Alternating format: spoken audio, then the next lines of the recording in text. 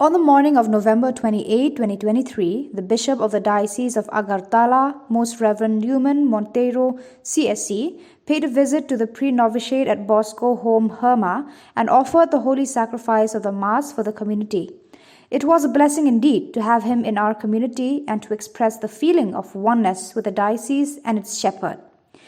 During the sermon, the bishop insisted pre-novices not to worry so much about the external appearance, rather to think about and worry about the soul or the inner appearance.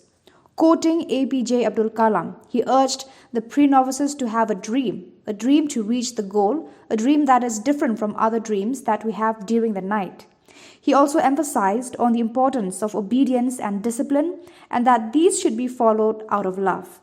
He concluded his reflection by encouraging the pre-novices saying, "Don't give up, but stay in. Don't give up, but stay in.